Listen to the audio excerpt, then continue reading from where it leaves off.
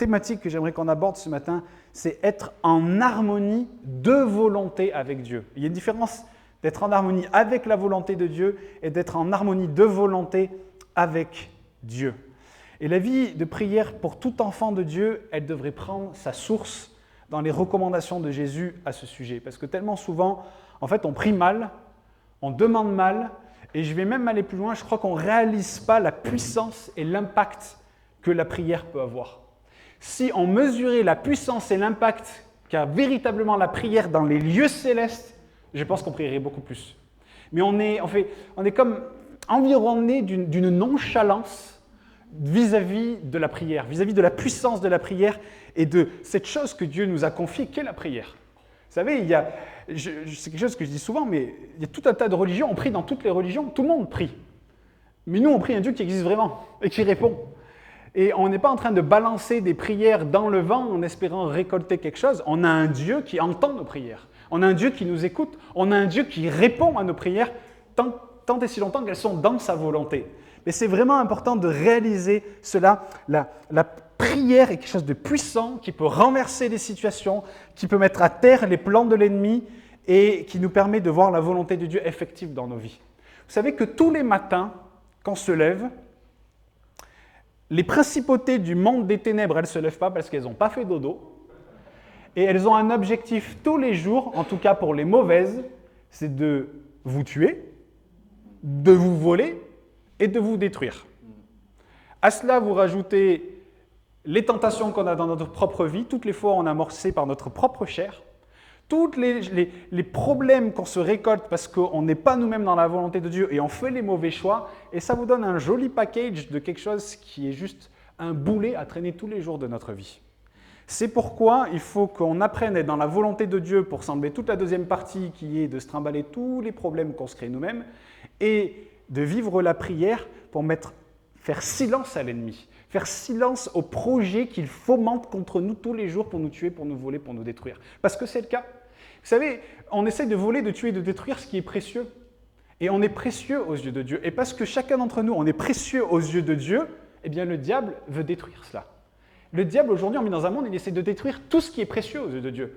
C'est pour ça que le monde part dans des délires tellement loin de ce que Dieu a déclaré juste et bon. Et il faut qu'on soit dans cette démarche, et pour cela, il faut qu'on soit imbibé, tel une éponge, tel un tissu de la volonté de Dieu pour savoir ce qui est bon, ce qui est agréable, ce qui est parfait, ce qui est juste de vivre ou pas. Et malheureusement, on ne réalise que trop peu la puissance de la prière dans nos vies. Mais il y a des lois spirituelles immuables qui conditionnent en fait l'efficacité et l'impact dans la prière. Et c'est ce que j'aimerais qu'on parle ensemble ce matin. Et on va regarder à 3 versets. Je vous invite à aller avec moi dans Matthieu au chapitre 18. On va regarder les versets 18, 19 et 20 pour découvrir cela ensemble. C'est vraiment un texte qui est très riche et on ne va pas pouvoir tout aborder, mais on va essayer en tout cas d'en aborder un peu. Et on va déjà commencer par ce verset 18. Matthieu 18, 18. Jésus nous dit ceci: « Je vous le dis en vérité, tout ce que vous lirez sur la terre sera lié dans le ciel. Et tout ce que vous délirez sur la terre sera délié dans le ciel. Et je vous dis encore que si 2 d'entre vous s'accordent sur la terre pour demander une chose quelconque, elle leur sera accordée par mon Père qui est dans les cieux. Car là où 2 ou 3 sont assemblés en mon nom, je suis au milieu d'eux. » On voit dans le premier verset, le verset 18, une vérité importante, c'est qu'il y a quelque chose qui doit se passer sur la terre, quelque chose qui doit bouger sur la terre avant qu'il y ait quelque chose, qu'il y ait un mouvement qui se fasse dans les cieux. C'est-à-dire que ce ne sont pas les cieux qui lient et qui délient, mais c'est la terre qui lie et qui délie en premier. C'est-à-dire que le mouvement sur la terre, il précède le mouvement qu'il y a dans le ciel. Il faut qu'il y ait quelque chose qui se passe sur la terre. Et on a plusieurs exemples dans la Bible de cela, et j'ai choisi un exemple, je pense qu'il est assez clair pour se rendre compte de cela. C'est l'histoire de Moïse lorsqu'il faisait face aux Amalécites. On voit cela dans Exode 17, versets 9 à 11, il nous est dit « Alors Moïse dit à Josué, « Choisis-nous des hommes, sors et combat Amalek. Demain, je me tiendrai sur le sommet de la colline, le bâton de Dieu dans ma main. » Et Josué fit ce que lui avait dit Moïse pour combattre Amalek. Et Moïse, Aaron et Hur montèrent au sommet de la colline. Lorsque Moïse élevait les mains, Israël était le plus fort, et lorsqu'il baissait sa main, Amalek était le plus fort.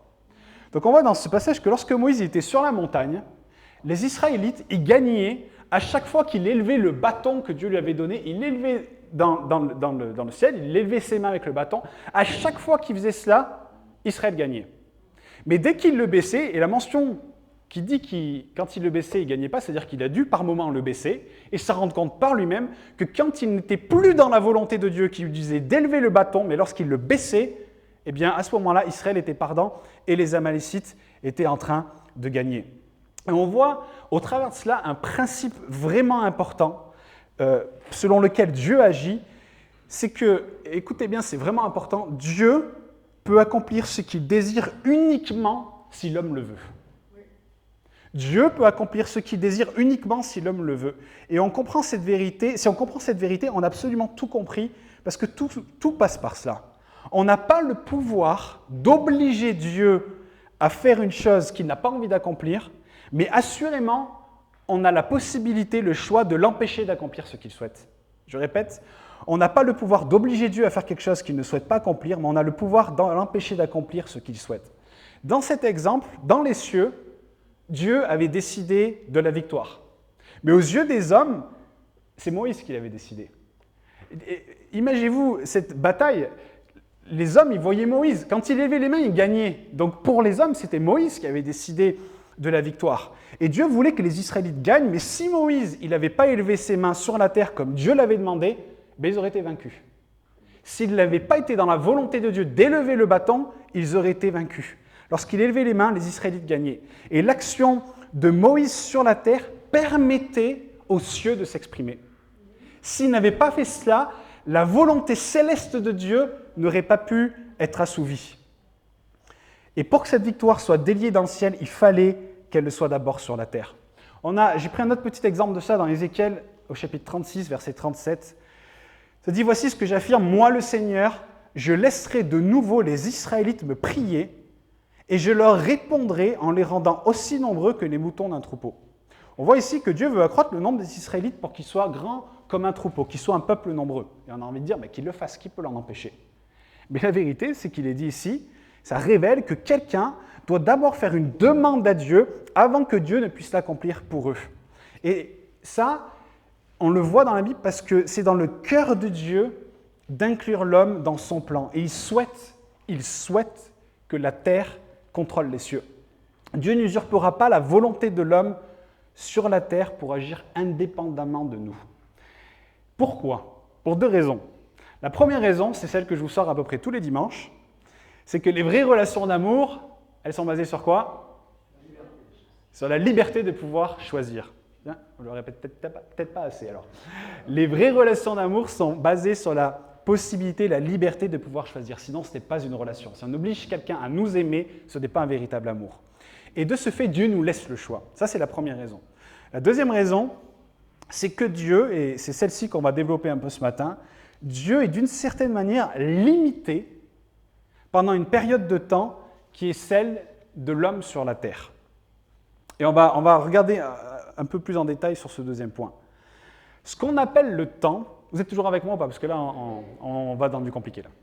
Du compliqué qu'on va essayer de simplifier. Ce qu'on appelle le temps, c'est une parenthèse temporelle qui est coincée, qui est entre deux éternités. L'éternité passée et l'éternité future. Celle qui est passée, c'est l'éternité de avant la création du monde. Il nous est dit que de toute éternité, tu es Dieu. De toute éternité, Dieu était là. Mais avant qu'il y ait ce temps où vous et moi, on est là, on existe, il y a eu une éternité avant, où il n'y avait pas le monde qui était créé, il n'y avait même pas les anges, il y avait Dieu. Même le vide n'existait pas, parce que le vide, ça a été créé par Dieu. Il n'y avait rien. Il y avait le néant. Il y avait Dieu. Ça, c'est l'éternité passée. Ensuite, Dieu a créé le ciel et la terre. Il y a toute la période dans laquelle nous sommes, avec les hommes sur la terre, le temps de l'Église, tout ça. Et il nous dit qu'il y a une éternité qui vient. Il nous a dit qu'un jour, Jésus va venir chercher son Église. Vous êtes d'accord avec ça? C'est important, c'est notre espérance, d'accord? Un jour, Jésus va venir chercher son Église, il va se passer tout un tas de choses, et ensuite, l'éternité avec Dieu va commencer.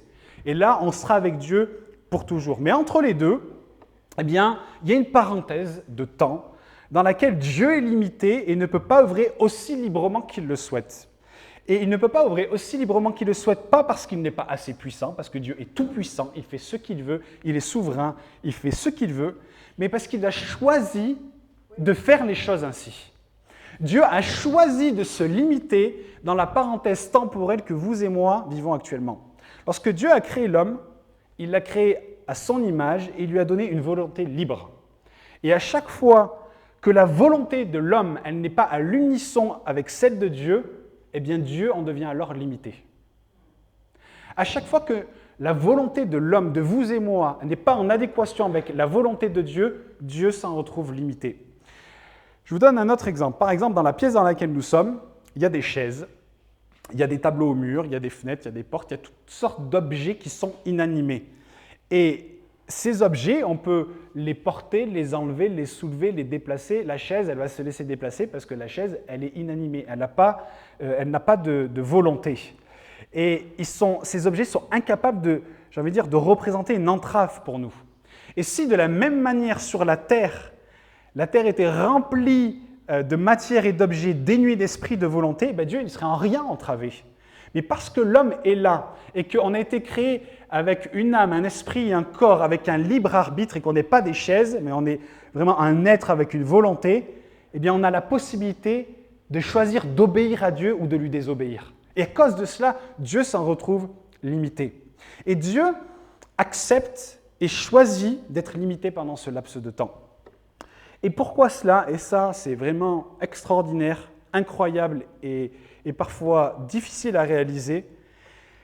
Dieu accepte d'être limité pendant cette période de temps parce qu'il désire jouir d'une harmonie de volonté avec l'homme pendant la seconde éternité. Si Dieu a choisi de se limiter pendant cette période de temps, c'est parce qu'il veut qu'on soit en harmonie parfaite avec lui dans la seconde éternité, celle qui viendra après le retour de Jésus. Il veut que dans cette période temporelle dans laquelle nous sommes, la volonté libre de l'homme choisisse de croire en lui et de le suivre. Et grâce à ce libre choix dans cette période temporelle, alors on sera avec lui pour l'éternité. Et dans l'éternité, l'homme aura sa volonté libre, mais elle sera en harmonie parfaite avec la volonté éternelle de Dieu. Si vous et moi, on n'était pas en capacité de choisir maintenant, on ne pourrait pas être en harmonie parfaite avec Dieu quand on sera avec lui. Sinon, ce serait une pâle copie de ce qu'il y a sur la terre. Mais Dieu a choisi de se limiter, de nous laisser le choix d'obéir et de désobéir pour qu'en le choisissant lui, on soit pour l'éternité en harmonie de volonté. Est-ce que vous me suivez ou pas? Vous avez des têtes de gens qui ne me comprennent pas. Non, c'est bon? Il faut qu'il y ait ce laps de temps. Il faut qu'il y ait ce temps où on peut obéir ou désobéir. Parce que si ce n'est pas le cas, on ne pourrait pas choisir Dieu. Et si on ne choisit pas Dieu, comment pourrions-nous être en harmonie avec lui? Donc il a choisi de se limiter pendant ce laps de temps temporel pour que dans l'éternité, on soit dans une parfaite harmonie avec lui. Et c'est très important de comprendre cela parce que lorsque l'homme n'agit pas selon la volonté de Dieu, eh bien l'homme s'en retrouve limité. Et parce que l'homme s'en retrouve limité, l'Église s'en retrouve limitée. Et quand l'Église s'en retrouve limitée, eh bien on prie et il n'y a rien qui se passe. On a besoin d'être en parfaite unité d'esprit et de volonté avec Dieu. L'Église, ce n'est pas seulement prêcher l'Évangile, ce n'est pas seulement que des gens viennent à Dieu, ce n'est pas simplement se retrouver entre frères et sœurs, louer le Seigneur et tout ça. L'Église, avant tout, son rôle, c'est d'accomplir et d'amener la volonté de Dieu sur la terre. Vous savez, quand Jésus il a dit « mais allez dans toutes les nations, faites des disciples », ça c'est le mandat qu'on a reçu, mais ça pourrait se résumer à une chose, faire la volonté de Dieu. On est appelé à une seule chose, c'est faire la volonté de Dieu. Et l'un des moyens puissants que Dieu a donné à l'Église pour cela, c'est la prière. Et pas n'importe quelle prière, mais c'est la prière qui connaît ce qu'il y a dans le cœur de Dieu et qui ouvre la bouche afin de le réclamer. La véritable prière, c'est ça. C'est la prière qui est unie en volonté avec le Seigneur et avec une bouche qui s'ouvre pour proclamer cette volonté. Et ça, mes amis, mais qu'est-ce que c'est difficile. Je ne sais pas si des fois vous prenez le temps de réaliser les mots que vous prononcez dans vos prières. Moi, ça fait depuis quelques mois que je le fais et je suis j'ai comme un voile qui s'enlève, une illusion qui s'enlève devant la pauvreté de ma compréhension de la volonté de Dieu. On prie pour des choses, mais en fait, autant on est en train de demander l'opposé de ce que Dieu veut faire. Vous savez, cette semaine, lorsque... Pour ceux qui ne sont pas au courant, j'ai renversé une casserole d'eau bouillante sur William, qui a été totalement brûlée sur la tête, sur l'épaule et tout ça. C'est un moment, j'aurais voulu mourir sur place, tellement c'était horrible à supporter. Mais je vous passe les détails, mais les jours passant, je priais. Et puis je priais, Seigneur, cicatrise-le, Seigneur, enlève-lui la douleur, Seigneur, vraiment qu'il n'ait rien, et Seigneur... Et en fait, à un moment donné, je me suis dit, mais en fait, je prie tout ça, c'est bon de prier tout ça. Enfin, quel parent ne prierait pas ça pour son enfant? Mais je dis, mais en fait, Seigneur, c'est quoi ta volonté dans tout ça? Moi, je crois que Dieu est souverain sur toute chose. Et je crois que rien ne se passe sans sa volonté. C'est-à-dire que si rien ne se passe sans sa volonté, c'est-à-dire qu'il a voulu. Des fois, les gens, ils ont du mal avec voulu, ils disent permet. Mais en fait, je peux vous faire un exposé en 10 minutes pour montrer que c'est la même chose. Permettre et vouloir, c'est la même chose. Il a voulu, parce qu'il a la capacité de l'empêcher, donc il a voulu que ça se passe. Je dis, Seigneur, si tu as voulu ça, c'est qu'il y a quelque chose, que tu vas faire sortir quelque chose de ça. Tu vas faire sortir quelque chose de ça pour sa vie, pour notre famille, et je ne sais pas qu'est-ce que c'est, et franchement, là, j'ai aucune idée de ce que ça va être, mais je crois dans un Dieu qui peut faire ça. Et du coup, je me dis, mais Seigneur, en fait, ce n'est pas ça qu'il faut que je prie. C'est, quelle est ta volonté dans cette situation? Qu'est-ce que toi, tu veux faire dans cette situation? Et j'aimerais vraiment vous inviter à ça dans vos vies. Je ne sais pas ce par quoi tous vous passez, mais Seigneur, quelle est ta volonté dans la période de vie dans laquelle je suis? C'est ce que je vous ai parlé dimanche dernier dans les saisons. On a un Dieu qui agit dans les saisons, dans la saison dans laquelle vous êtes, face aux problèmes, aux impasses, tous les murs que vous prenez dans la face jour après jour, que vous ne comprenez pas pourquoi. Seigneur, qu'est-ce que tu veux faire au travers de ça? Quelle est ta volonté pour ma vie? Qu'est-ce que tu veux me dire vis-à-vis de ce qui se passe dans ma famille, de ce qui se passe dans mon couple, avec mes enfants, de ce qui se passe dans mon travail, de ce qui se passe dans ma santé, de toutes ces impasses, ces murs qu'on se prend en elle. Mais Seigneur, mais pourquoi? Ben en fait, c'est virer les pourquoi, parce qu'en fait, on s'en fout, et dire, Seigneur, qu'est-ce que toi tu veux faire? Et c'est dire, Seigneur, que ta volonté soit faite. Vous savez, quand les disciples étaient là, ils ont juste dit, mais apprends-nous à prier. Ce n'est pas qu'il faut réciter le Notre Père, ça n'a pas de sens. Il a donné des principes qui sont de chercher la volonté de Dieu. Que ta volonté soit faite. Seigneur, que ta volonté soit faite sur la terre comme elle est dans le ciel. Et je crois qu'il faut qu'on fasse preuve d'humilité en disant, cette volonté, Seigneur, je ne la connais pas, je ne la comprends pas, je ne la sais pas, je n'ai pas l'intelligence ni la capacité que toi tu as pour voir l'aboutissement de ce que je vis, mais je te fais confiance. Et je te prie et je t'exprime ma confiance dans ce Dieu qui peut tout et qui peut changer le mal en bien. Et c'est ça, et c'est chercher la volonté de Dieu. Si vous prenez des murs, des stops dans la face en ce moment, si vous passez par des moments difficiles, quelle est la volonté de Dieu? Qu'est-ce qu'il veut faire? Si vous vivez ce que vous vivez, il l'a permis. Il l'a permis. Mais il a un plan parfait. Rappelez-vous, Dieu, il nous aime et il veut le meilleur pour nous. Ça, c'est un truc qu'il faut qu'on s'imprime dans la tête et pas avec notre intelligence en balançant comme ça. Qu'on comprenne que Dieu veut vraiment le meilleur pour nous. Donc, s'il veut le meilleur pour nous, ce par quoi il nous fait passer va aboutir à quelque chose qui va être bon pour notre vie et qui va nous faire arriver dans un meilleur pour notre vie. Et ce meilleur, comme je vous le disais, peut-être qu'il ne vient pas tout de suite, mais il vient. Moi, je sais qu'il y a un meilleur qui vient pour William. Je ne sais pas comment, je ne sais pas pourquoi, mais je le crois et je fais confiance en mon Dieu. Et c'est ça qu'il faut qu'on vive. Je prends ça à titre d'exemple, mais on passe tous par des moments difficiles. Tous. Mais Dieu a une volonté parfaite. Il faut qu'on la recherche, qu'on soit là à la proclamer, à la demander. Et même si on ne la voit pas, de dire « Seigneur, cette volonté, je la proclame. Et je la veux, et je la désire, et je sais qu'elle est bonne pour ma vie. Parce que c'est ce que toi, tu déclares. Tu nous aimes et tu veux le meilleur pour nous. » Et ça, c'est vraiment une chose puissante que de rechercher la volonté de Dieu. Si en tant qu'individu, et en tant qu'Église, et en tant que 2 ou 3 qui sont réunis en son nom, on est là à chercher la volonté de Dieu, à l'embrasser, à la serrer de nos bras, alors c'est une chose puissante. Alors l'Église, esprit et vie, verra du résultat dans la prière. On en voit un peu, merci Seigneur, mais peu, c'est nul. Moi, je veux voir tout. Je veux voir la main de Dieu agir au milieu de nous. Je veux voir les malades être guéris. Je veux voir ceux qui sont captifs être libérés. Je veux voir la protection de Dieu sur notre assemblée. Je veux voir le sang de Jésus qui nous purifie et que ça se voit dans nos vies. Mais des fois, on a des têtes de déterrés, quoi. Est-ce qu'on a Jésus-Christ dans nos vies? Est-ce que tous les jours, on est là à réclamer son huile de joie? Est-ce qu'on est là à marcher comme des hommes et des femmes qui ont été pardonnés par Jésus-Christ et qui ont une espérance et qu'on n'est pas comme le monde? Si on veut nos épreuves comme le monde, à quoi bon être chrétien, sérieusement? Si dans l'épreuve, on est 3 pieds dessous et que ça ne va pas, je ne dis pas qu'on ne passe pas par des hauts, par des bas, mais il doit y avoir quelque chose de différent. Si on vit comme le monde vit, ça veut dire que Dieu n'est pas dans l'épreuve avec nous.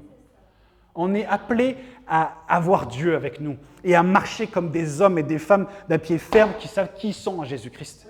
La clé, c'est notre identité. On est enfant de Dieu. Il veut le meilleur pour nous. Il a la solution aux problèmes que vous rencontrez. Merci Valérie, amen. Je prends ton clap-clap. Parce que c'est vrai, c'est puissant, c'est important. On a besoin de vivre comme des hommes et des femmes qui savent qui sont en Jésus-Christ. Et la vérité, c'est que je crois bien souvent, on ne le sait pas. Et on a besoin de se le rappeler. Et ce matin, moi, je veux nous le rappeler. On est enfant de Dieu. Dieu a donné son Fils unique. C'est une chose que j'ai réalisée aussi. Ça m'a fait réaliser beaucoup de choses. Mais à un moment donné, quand William était totalement brûlé, on l'a mis sous l'eau et il criait, il criait, il criait. Et Delphine, après coup, elle m'a dit, mais j'ai fait ce qui est nécessaire pour pas qu'il ait à subir des conséquences pires que ce qu'il a subi. Et je me suis dit, Dieu a fait ce qui est nécessaire en voyant son Fils souffrir pour que vous et moi, on n'ait pas à subir des conséquences éternelles. Et quand moi je vois un instant de la pauvreté, de l'amour que j'éprouve pour mon Fils, que j'ai ressenti, mais ce que Dieu a dû ressentir.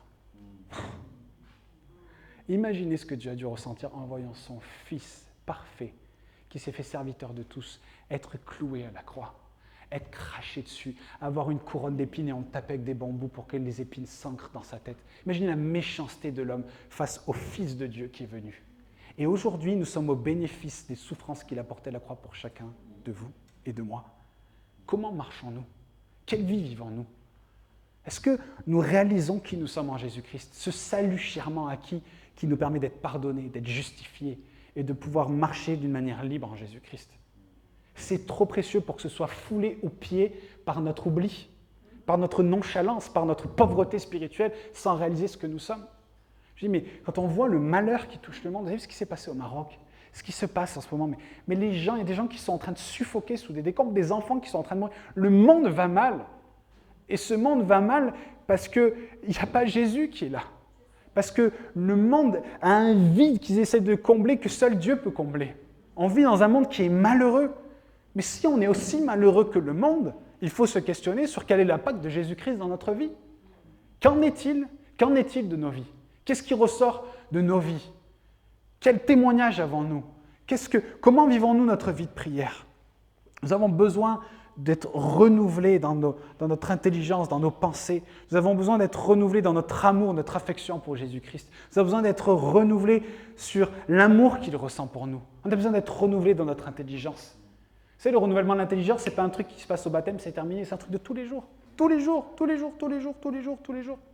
On a besoin d'être renouvelé. Et ce renouvellement d'intelligence, ce renouvellement en Jésus-Christ, il passe par la prière, par la louange, par la lecture de la parole, par l'enseignement, par le fait d'être 2 ou 3 réunis en son nom, par le fait de marcher dans la sainteté, de haïr le péché, de haïr le mal et de chercher les choses saintes de Jésus. On a besoin d'être renouvelé. Et donc on a besoin de connaître sa volonté.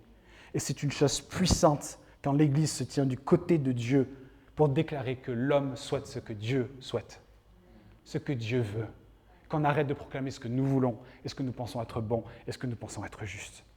Je pense que Dieu en a assez. Et moi, je commence à en avoir déjà assez pour ma vie. Et je prie que nous en ayons tous assez, qu'on arrête d'être des religieux, qu'on arrête de faire semblant, qu'on arrête d'être des pharisiens dans notre manière de prier, qu'on soit vrai avec Jésus.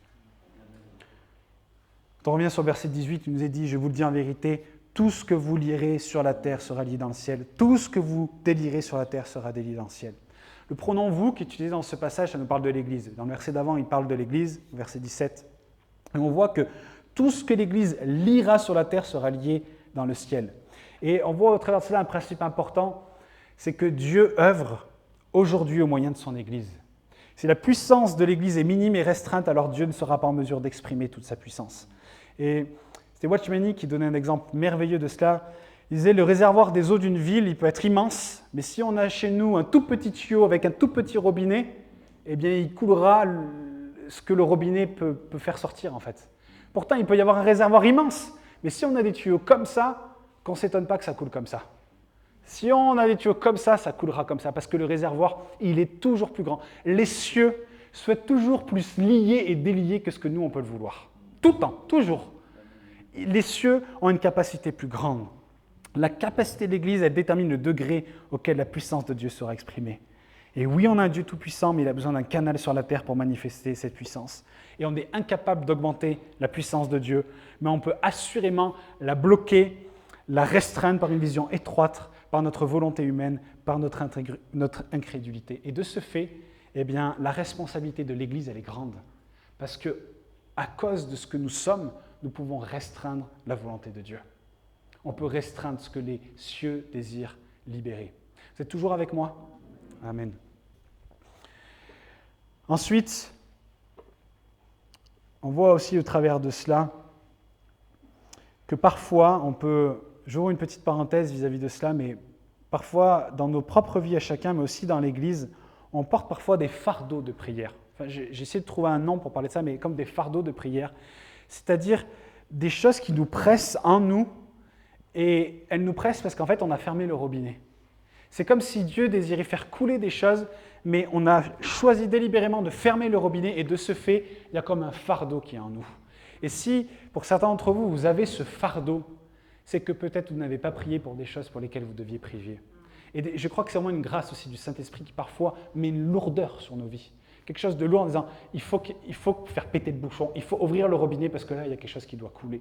Et c'est vraiment important aussi d'être vigilant à cela, face à l'immensité du réservoir de Dieu qui désire s'écouler, que nos robinets ne soient pas fermés. Parce que parfois, ils sont fermés parce que nous-mêmes, on les ferme et on ne prie pas et Dieu vient comme déposer un fardeau. Je referme cette parenthèse, mais il faut être vigilant à cela. Ensuite, au verset 19, il nous est dit « Si deux d'entre vous s'accordent sur la terre pour demander une chose quelconque, elle leur sera accordée par mon Père qui est dans les cieux. » Dans la langue d'origine, en grec, s'accorder, ça se dit symphonéo. Je ne sais pas si vous fait penser à un mot, symphonéo, à symphonie, exactement. Qu'est-ce que ça veut dire? Ça renvoie à l'action d'être en harmonie, d'être en symphonie avec Dieu. Dieu ne nous demande pas seulement d'être en accord sur le sujet pour lequel nous prions, mais il nous demande d'être en harmonie concernant toute chose. Et c'est l'unité du corps dans l'unité du Saint-Esprit. Et si on ne prie pas dans ces conditions-là, eh bien les cieux ne liront pas ce qu'on lit, ne déliront pas non plus. Il doit y avoir une harmonie. Vous savez, quand on entend une mélodie parfaite, et d'un seul coup, il y a un ding, une fausse note, ça fait rebondir Dieu pareil quand on prie et qu'on n'est pas en harmonie les uns avec les autres. C'est pour ça qu'il y a des choses que Dieu a enseignées dans sa parole. Vous savez, quand il est parlé de prendre le repas du Seigneur, de discerner le repas du Seigneur et de ne pas prendre ce repas comme un jugement contre nous-mêmes. Quand on tolère l'immoralité dans l'Église, quand on tolère le péché, quand on vit des vies dissolues et qu'on s'assemble, il ne peut pas y avoir l'harmonie. On a besoin d'être en harmonie, on a besoin de chercher le Seigneur. C'est pour ça que, c'est quand on se réunit, tout ça, c'est chouette, c'est beau, mais on a besoin de se préparer aussi dans notre propre vie. Moi, je crois vraiment que si on se préparait tous avant de venir à l'Église, de vivre des temps en harmonie ensemble, on vivrait des temps tellement plus harmonieux. Parce qu'on a besoin de se préparer, d'être dépouillé de toutes ces choses qui font des fausses notes, d'être en harmonie pour chercher vraiment cette volonté de Dieu. Il doit y avoir une harmonie. Et Dieu veut nous amener au point, moi je le crois vraiment, où nous renions ce que nous souhaitons pour désirer uniquement ce que lui veut. Et ça, moi je crois que Dieu nous fait passer par des temps d'épreuve, parfois pour nous dépouiller, pour ôter en nous ce qui a besoin d'être ôté. Vous savez, je suis désolé, je sors de mon prêche beaucoup, je vois le temps qui tourne. Mais vous savez, cette histoire avec Élisée et la femme qui n'avait plus d'huile, qui était en train de mourir de faim. Élisée lui dit quoi? Il dit « Va chercher des vases chez tes voisins. » Et elle ramène des grandes jarres et elle a une toute petite pot à eau d'huile. Et on voit qu'en fait, elle va verser dans les jarres et ça va continuer de couler. Et elle dit à son fils, allez, fais vite passer une autre jarre, et une autre jarre, et une autre jarre. Et là, ça continue de couler, de couler, de couler. Et il nous a dit à un moment donné, il nous a dit, est-ce qu'il y en a encore? Il dit, non, il n'y a plus. Et quand il n'y a eu plus, il n'y a eu plus dans le pot à eau, c'était fini. Et on voit au travers de cela que Dieu peut nous remplir que dans la mesure de vide que nous avons. Parfois, on est tellement rempli de choses que Dieu souhaite verser son huile, il souhaite verser sa présence, son onction, son enseignement, sa grâce, mais parce qu'on est tellement rempli, on ne peut pas l'accueillir. Et Dieu permet parfois des circonstances de nos vies qui vont nous dépouiller, qui vont dépouiller ce qu'il y a en nous pour pouvoir accueillir ce que Dieu veut y déposer. Et ça aussi, c'est quelque chose, je crois qu'il faut qu'on recherche dans l'épreuve, dans le moment difficile. Seigneur, de quoi cherches-tu à me dépouiller? Que cherches-tu ôter de ma vie pour que toi, tu puisses déposer ce que toi, tu veux? On a un Dieu qui a une quantité de choses à délier, à donner dans les cieux, mais il ne peut accomplir aucune d'entre elles s'il ne trouve pas une ouverture, s'il ne trouve pas une place sur la terre. On voit également dans le verset 19 qu'il nous faut être au moins deux. Dans l'évangile de Jean, dans Jean 15, au verset 16, il nous est dit « Tout ce que vous demanderez au Père en mon nom, je vous le donne ». Là, on voit que le nombre de personnes n'est pas une condition, mais dans Matthieu, le nombre, il est important. Si deux d'entre vous sont en harmonie sur la terre, et dans ce cas-là, il faut être au moins deux, parce qu'il est question de communion. Et je crois que le fait de lier, délier, c'est quelque chose qui appartient à l'Église, à l'Assemblée, qui doit se faire ensemble.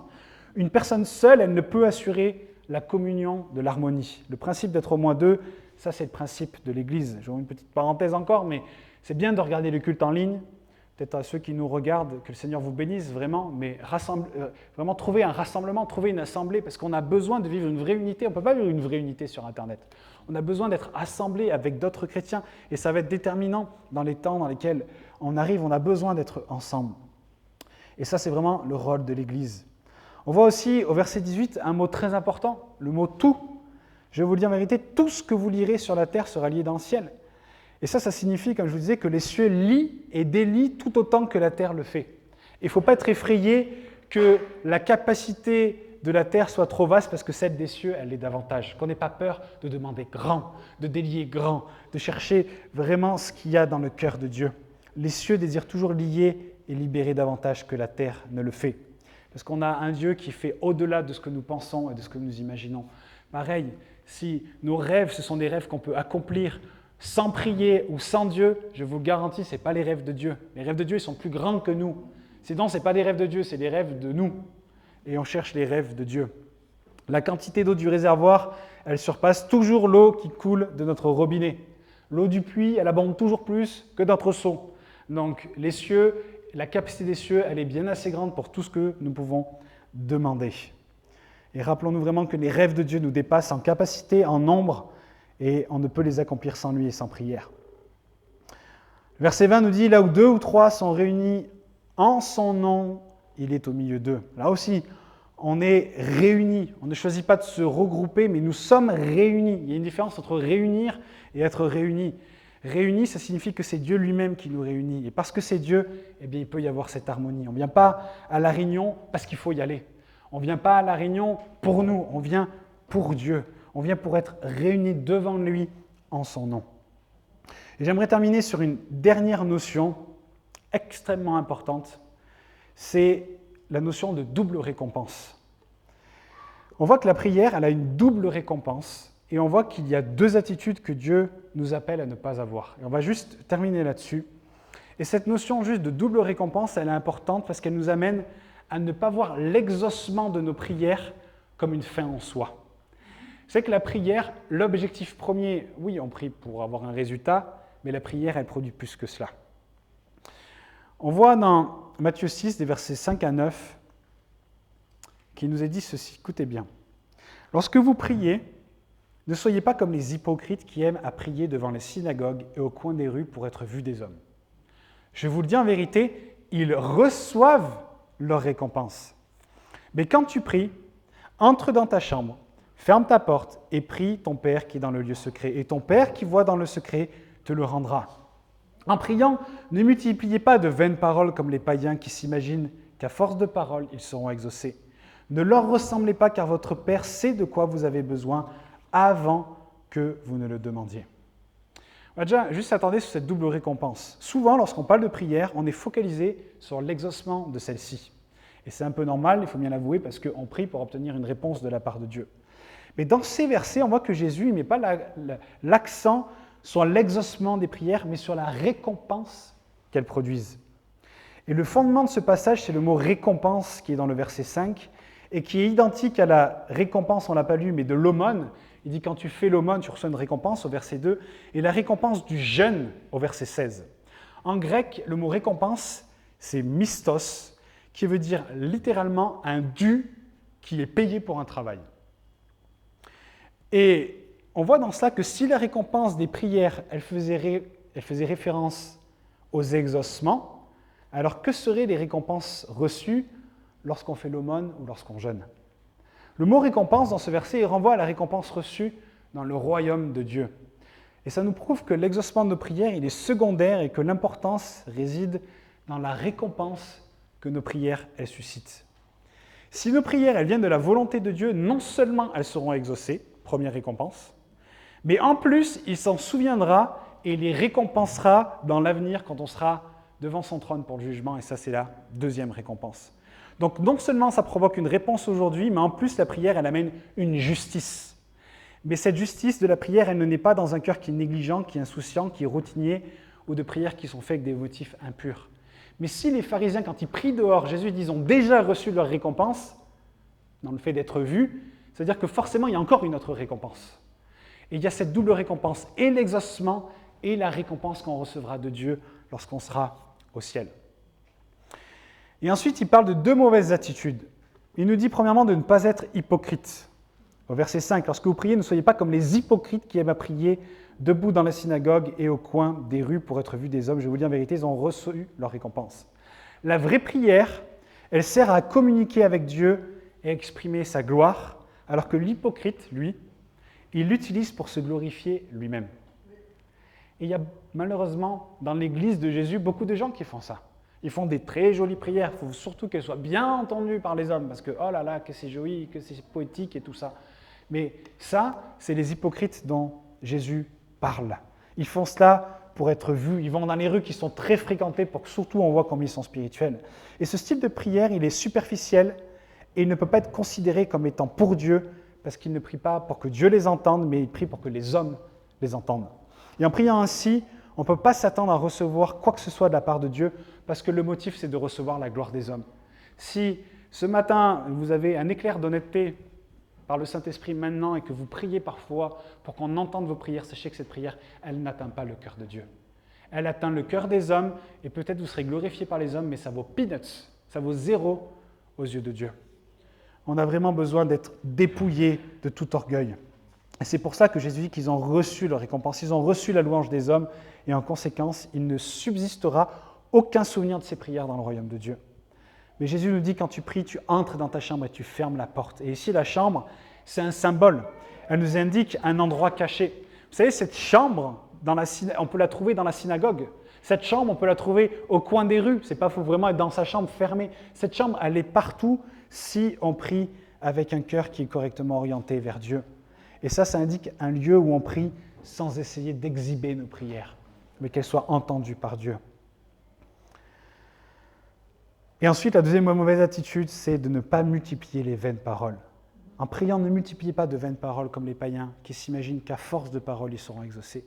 L'expression « multiplier les paroles » en grec, ça sert à décrire un son qui est monotone, qui est répétitif.